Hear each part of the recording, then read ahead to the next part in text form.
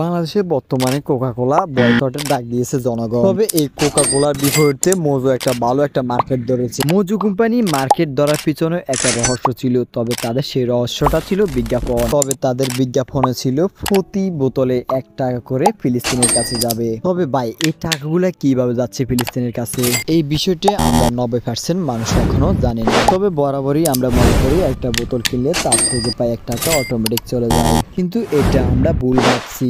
তবে ফিলিস্তিনের কাছে যদি 1 টাকা পৌঁছাতে হয় তাহলে আমাদেরকে কি করতে হবে? বরাবরই আমরা একটা যদি মজু কিনি সেখানে আমরা স্ক্রিন কোডটা দেখতে পাই। তবে প্রতিটা ফোনের সেটিং এ একটা স্ক্রিন রেকর্ডার থাকে, আপনি সেখান থেকে স্ক্রিন রেকর্ডারকে ওপেন করে স্ক্রিন করে তাদেরকে অ্যালাউ করে দেবেন। তারপর আপনার যে 1 টাকা ফিলিস্তিনে যাবে। বর্তমানে ফিলিস্তিনের যে অবস্থা, আমাদের সবার দরকার কোনো না কোনোভাবে তাদেরকে সাহায্য করা। তবে আমরা মুসলিম ভাইরা চাচ্ছি কোনো না কোনোভাবে ফিলিস্তিনকে সাহায্য করতে। দেশে বসে তো আমরা